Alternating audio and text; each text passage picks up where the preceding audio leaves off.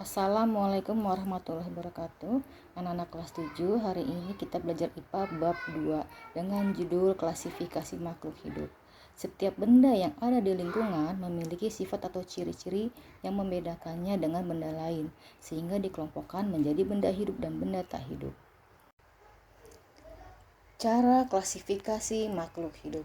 Makhluk hidup meliputi manusia, tumbuhan, dan hewan, mempunyai ciri-ciri kehidupan antara lain bergerak, bernafas, memerlukan makanan, makan dan minum, tumbuh dan berkembang biak dan peka terhadap rangsangan. Adapun yang termasuk benda mati atau benda tak hidup adalah benda yang tidak mempunyai ciri-ciri kehidupan, contohnya meja, batu, dan tas. Ciri makhluk hidup yang pertama adalah bernafas. Bernafas merupakan proses mengambil oksigen atau O2 dari lingkungan dan mengeluarkan karbon dioksida atau CO2 dan uap air dari tubuh. Oksigen digunakan untuk memproses metabolisme atau oksidasi biologis sehingga menghasilkan energi secara kimiawi. Ciri makhluk hidup yang kedua adalah memerlukan makan dan minum. Makanan berguna untuk pertumbuhan, mengganti sel-sel yang rusak, menghasilkan tenaga, dan untuk melakukan berbagai aktivitas dan untuk perkembangbiakan.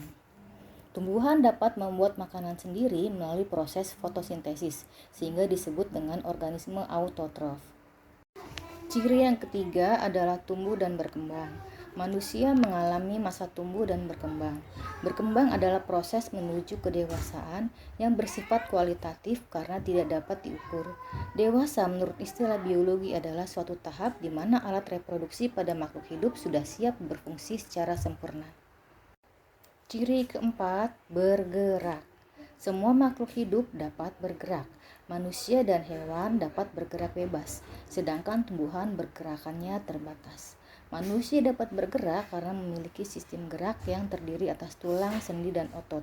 Ketiganya bekerja sama membentuk suatu sistem gerak.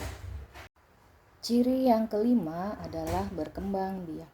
Berkembang biak merupakan ciri makhluk hidup yang ditandai dengan dihasilkannya keturunan.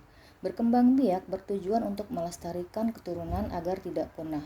Berkembang biak dibedakan menjadi dua, yaitu berkembang biak secara generatif atau seksual dan berkembang biak secara vegetatif atau aseksual.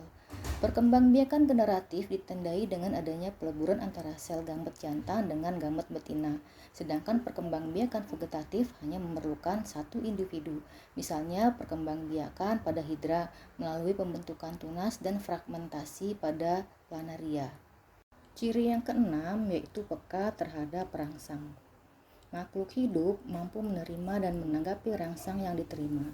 Manusia, hewan memiliki alat indera yang peka terhadap rangsang, sedangkan tumbuhan tidak memiliki alat indera dan sistem saraf untuk menerima dan menanggapi rangsang. Ciri yang ketujuh yaitu mengeluarkan zat sisa. Makhluk hidup melakukan metabolisme sehingga mempunyai zat sisa yang harus dikeluarkan dari tubuh. Zat sisa tidak dikeluarkan akan mengganggu kesehatan tubuh. Adapun benda mati tidak mengeluarkan zat sisa metabolisme karena tidak melakukan metabolisme. Proses pengeluaran zat sisa dari tubuh disebut dengan ekskresi. Ciri kedelapan adalah beradaptasi. Adaptasi merupakan kemampuan makhluk hidup untuk menyesuaikan diri terhadap lingkungannya. Adaptasi bertujuan untuk bertahan hidup di lingkungannya. Adaptasi dibedakan menjadi tiga, yaitu adaptasi morfologi, fisiologi, dan tingkah laku.